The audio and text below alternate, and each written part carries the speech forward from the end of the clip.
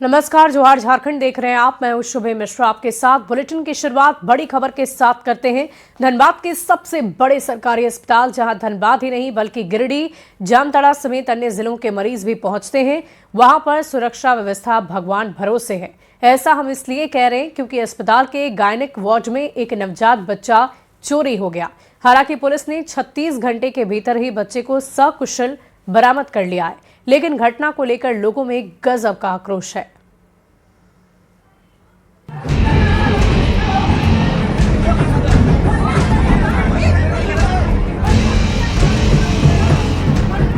अस्पताल में लोगों की भीड़, परिजनों का रोष। ये तस्वीरें हैं धनबाद के सबसे बड़े सरकारी अस्पताल SNMMCH की, जहां सुरक्षा के दावे धरे रह गए। मासूम को अस्पताल से चुरा लिया गया, जिससे आदिवासी समाज में आक्रोश देखने को मिल रहा है। गुस्साए लोगों ने पारंपरिक हथियार के साथ अस्पताल में जमकर हंगामा काटा, जिससे अफरा तफरी का माहौल बन गया। ये एक एडॉप्शन के लिए हॉस्पिटल का जो स्टाफ था वो मिल करके और इस घटना को अंजाम दिया है। बाकी चारों लोग पकड़ा गए हैं। उससे डिटेल पूछताछ हमारे DSP साहब और सिटी SP साहब। दरअसल 27 दिसंबर को टुंडी थाना क्षेत्र के रहने वाले एक आदिवासी दंपत्ति का नवजात बेटा SNMMCH के वार्ड से रहस्यमय तरीके से गायब हो गया। घटना की जानकारी मिलते ही अस्पताल परिसर में हड़कंप मच गया।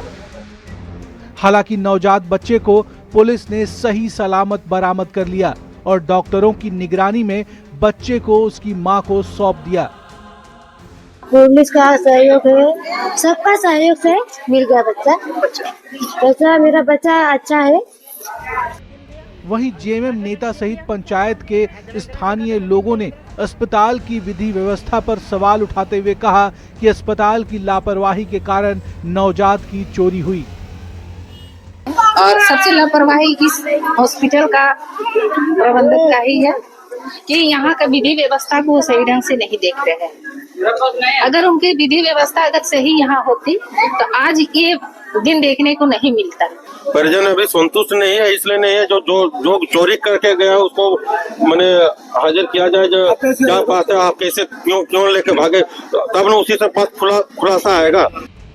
इन तस्वीरों को देखकर सवाल उठता है कि जब बड़े सरकारी अस्पताल में ही मासूम सुरक्षित नहीं, तो आम आदमी का भरोसा कहां रहेगा।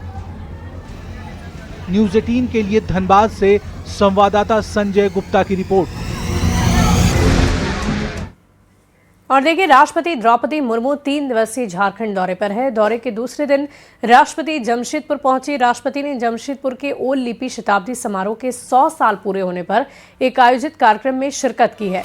CM हेमंत सोरेन ने इस दौरान राष्ट्रपति का स्वागत किया, सम्मान किया। इस दौरान राज्यपाल संतोष गंगवार भी मौके पर मौजूद रहे।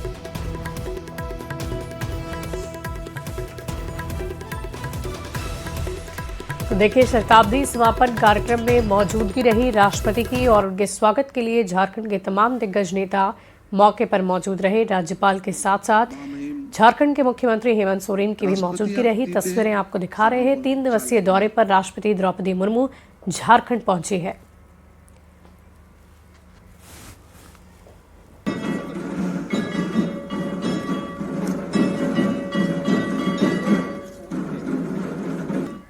वहीं आदित्यपुर से सोनारी जाने के दौरान राष्ट्रपति द्रौपदी मुर्मू ने प्रोटोकॉल को तोड़ा है। काफिला रुकवाकर सड़क पर उतर गई लोगों से हाथ मिलाकर मुलाकात की है और इस दौरान सड़क पर मौजूद छोटे छोटे बच्चे राष्ट्रपति को अपने पास पाकर काफी खुश नजर आए, जिसके बाद काफिला में बैठ सोनारी एयरपोर्ट के लिए रवाना हो गई।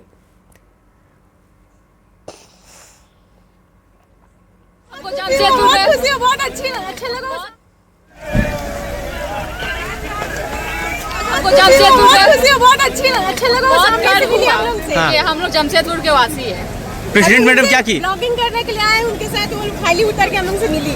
हाँ, बहुत अच्छा लगा। कैसा महसूस कर रही हो प्रेसिडेंट से? दिल से बहुत खुश। क्या कुछ ट्रॉफी वगैरह भी दी क्या? नहीं, ट्रॉफी वगैरह बस नहीं दी, बस बहुत सामने से देखने मिला है। बहुत बड़ा बात है। उतनी बड़ी पद पे है, हम लोग को देखना भी नसीब नहीं हुआ। आज पहली बार नसीब हुआ, सामने से रियल में देखे तो बहुत बड़ी बात है ये हम लोग के लिए। सौभाग्य है कि बहुत नजदीक से राष्ट्रपति महोदय को देखने का और हाथ मिलाकर तो नहीं सम्मान किए, लेकिन हाथ जोड़कर सबको अभिवादन किए।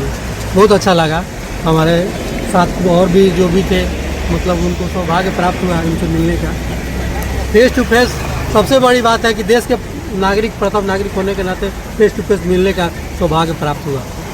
गुमला में भी राष्ट्रपति के दौरे को लेकर तैयारियां मुकम्मल कर ली गई है। दरअसल झाटोली में 2 दिवसीय अंतर्राज्यीय जन सांस्कृतिक समागम कार्तिक जत्रा 2025 का आयोजन किया जा रहा है।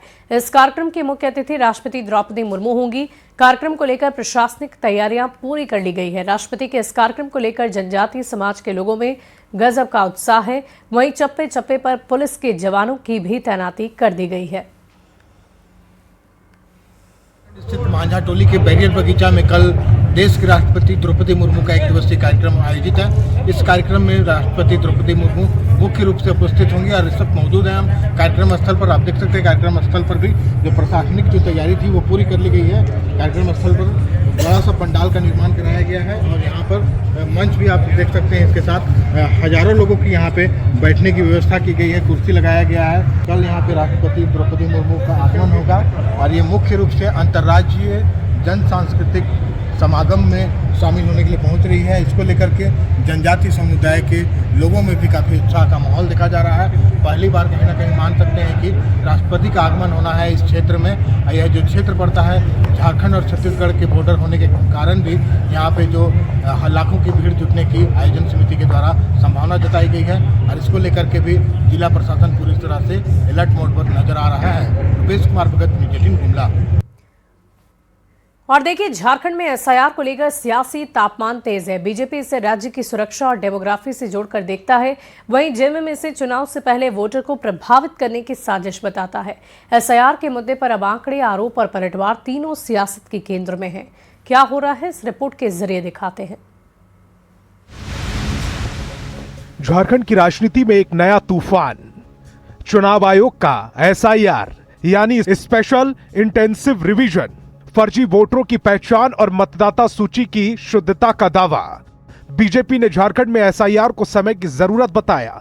संथाल परगना का हवाला देते हुए कहा कि 1951 से 2011 के बीच आदिवासी आबादी 44% से घटकर 28% रह गई, यानी 16% की गिरावट दर्ज की गई। वहीं मुस्लिम आबादी 9% से बढ़कर 23% हो गई, करीब 14% की बढ़ोतरी। बीजेपी का आरोप है कि यह बदलाव घुसपैठ का नतीजा है और एसआईआर लागू होने से ऐसे लोगों की पहचान होगी।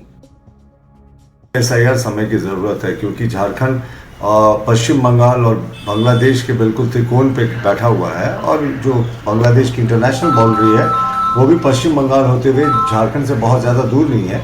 और आप देखें डेमोग्राफी किस तरीके से बीजेपी के आरोपों पर जेएमएम ने पलटवार करते हुए कहा, एसआईआर के नाम पर बीजेपी चुनावी खेल खेल रही है। जेएमएम का आरोप है कि जो लोग बीजेपी को वोट नहीं करते उनके नाम काटने की कोशिश हो रही है। जो मंशा है केंद्र सरकार की चुनाव आयोग के माध्यम से हम वोटों का जो वोटरों का इलेक्टोरल रोल होता है उसमें से नाम को काटा जाए, वैसे वोटरों का जो भाजपा को वोट नहीं करते। कुल मिलाकर एसआईआर को लेकर झारखंड में सियासत 2 ध्रुवों में बढ़ चुकी है। एक ओर बीजेपी इसे सुरक्षा और जनसांख्यिकी से जोड़कर जरूरी कदम बता रही है, तो दूसरी ओर जेएमएम इसे लोकतांत्रिक अधिकारों पर हमला करार दे रही है। चुनावी माहौल में एसआईआर अब सिर्फ प्रशासनिक प्रक्रिया नहीं बल्कि झारखंड की राजनीति का बड़ा मुद्दा बनता जा रहा है। न्यूज़ 18 के लिए रांची से निरंजन कुमार की रिपोर्ट। और देखिए, राज्य भर में धान खरीद को लेकर किसानों में गजब का उत्साह है, लेकिन किसानों को उनके हक की राशि का समय पर भुगतान नहीं किया जा रहा है। ऐसे में राजधानी रांची समेत खुद राज्य भर के किसान खुद को फंसा हुआ महसूस कर रहे हैं। 15 दिसंबर से शुरू हुई इस धान खरीद के शुरुआती 5 दिन के अंदर राज्य भर में 2.58 लाख क्विंटल धान की खरीद की गई। इसके एवज में किसानों को करीबन 63 करोड़ रुपए की राशि की भुगतान की जानी थी, लेकिन मिली जानकारी के अनुसार अब तक महज 35 करोड़ रुपए का ही भुगतान हो पाया है। राज्य भर के 700 से ज्यादा धान अधिप्राप्ति केंद्रों पर किसान बिल्कुल उत्साह के साथ अपने धान को लेकर पहुंच रहे हैं और शुरुआती 5 दिनों की बात की जाए तो 15 दिसंबर से 19 दिसंबर तक राज्य भर में 2.58 लाख क्विंटल धान की खरीद हो चुकी है। उस हिसाब से बात करें तो किसानों को 63 करोड़ रुपए का भुगतान कर दिया जाना था, लेकिन भुगतान अभी तक हुआ है तो महज 35 करोड़ रुपए। हम इस समय राजधानी रांची के आपको नामकुम प्रखंड के लैंप्स में हैं और देख सकते हैं कि गोदाम जो है बिल्कुल भर चुका है। किसान उत्साह दिखा रहे हैं, लेकिन क्या वास्तव में किसानों को उनके उत्साह के एवज में क्या राशि का भुगतान किया जा रहा है? 56 क्विंटल दिए हैं 19 तारीख को। हाँ। अभी तक भुगतान नहीं आया है। हम लोग न्यूज में देखें कि अगर अच्छा भुगतान है 48 घंटा से 1 सप्ताह के अंदर में, तो हम लोग दलाली को अति को नहीं दिए, हम लोग लेम्स में पहुंचाए। तो आप देख रहे हैं कि 10-12 दिन हो गया, तो अभी तक हम लोग का भुगतान नहीं हो पा रहा है। आपका कितना भुगतान अगर लमसम रहा? वो 1,37,000 कुछ पैसा है आपका भुगतान का। हाँ। किसान तो आ रहे हैं, किसान तो अभी तो 22 किसान आए हैं, किसान धान दे रहे हैं, क्योंकि इस तरह का भी है कि 48 घंटा से 1 सप्ताह में भुगतान हो जाना है, तो किसान उत्साहित भी है और हमेशा संपर्क में रह रहे हैं। यहाँ तक कि मेरा वेटिंग भी चलता है मोबाइल पे कि एक किसान का बात हो रहा है, दूसरा किसान वेटिंग चलते रहता है। यानी किसान इतने उत्साहित है, कॉल लगातार आ रहा है। कॉल अक्सर आते रहता है कि मेरा कब धान लीजिएगा, हमको कब मैसेज भेजिएगा, इस तरह का। तो मैसेज तो मेरे ऑपरेटर भेजते हैं, लेकिन मेरे से बात होती है किसान का, और किसान खुश है कि 1 सप्ताह में मिल जाएगा। तो चूंकि 15 तारीख को जो किसान दिए थे उनका तो पेमेंट हो गया है, बाकी पेमेंट शायद अभी जैसे बता रहे। किस तारीख से पेमेंट फंसा हुआ है? 19 तारीख से फंसा हुआ है। अभी ये किसान 19 तारीख को ही दिए थे। बात का जो किसान है वो लोग का पेमेंट अभी तक फंसा हुआ है। अच्छा, किसानों को जो इनको मान लीजिए भुगतान होना है तो इनको भुगतान कहाँ से किया जाएगा? वो तो जिला से होगा सर। जिला से? हाँ। तो आप लोग लिस्ट भेजते होंगे जिला को? हाँ, वो तो मैनेजर सर और जो VLW है वही लोग सत्यापित करके भेज देते हैं, लेकिन अभी तक तो ऐसा कुछ है नहीं, कहे पेमेंट तो रुका ही हुआ है। जैसे कि अभी जैसे हम लोग फंस गए वैसा और फंसेंगे बोल के उन बिचौलिए को दे देता है। कितने रेट में उन्होंने बेचा था, कैसे किलो में? वही 17-18। जबकि यहाँ आपको मिल रहा है 24 रुपए 50 पैसा। तो देख सकते हैं कि किसान बता रहे हैं कि इनके इलाके के नामकुम प्रखंड के ही किसान हैं, ये बता रहे हैं कि इनके इलाके के कई किसान ने वास्तव में पैसा फंस जाएगा, इसको लेकर बिचौलियों को धान बेच दी थी। अब वास्तव में इनका जो है सरकार से मांग कर रहे हैं कि भाई हमने उत्साह दिखाया है, आपने भी वादा किया था। ऐसे में किसान जो है लगातार लैंप से अपने धान को लेकर पहुंच रहे हैं, लेकिन राशि का भुगतान समय पर नहीं किया जा रहा है। कैमरामैन संजीत तिवारी के साथ संजय कुमार सिन्हा, न्यूज 18 रांची। बढ़ते आगे अगली खबर जामताड़ा से, जहां ताइक्वांडो खिलाड़ियों ने झारखंड का मान बढ़ाया और राष्ट्रीय ओपन ताइक्वांडो चैंपियनशिप में विजेता बनने का गौरव प्राप्त किया है। सामर्थ्य सेल्फ डिफेंस एकेडमी में स्वागत एवं सम्मान समारोह में सभी खिलाड़ियों को सम्मानित किया गया। दरअसल बीते दिनों आसनसोल के नियामतपुर में आयोजित 13वीं ओपन राष्ट्रीय ताइक्वांडो चैंपियनशिप में झारखंड के ताइक्वांडो खिलाड़ी विजेता बने। जामताड़ा के लिए 10 खिलाड़ियों ने मेडल प्राप्त कर जामताड़ा जिला को गौरवान्वित करने का काम किया है, और जामताड़ा ही नहीं पूरे झारखंड टीम इस चैंपियनशिप में हमारा चैंपियन बनने का गौरव प्राप्त किया है।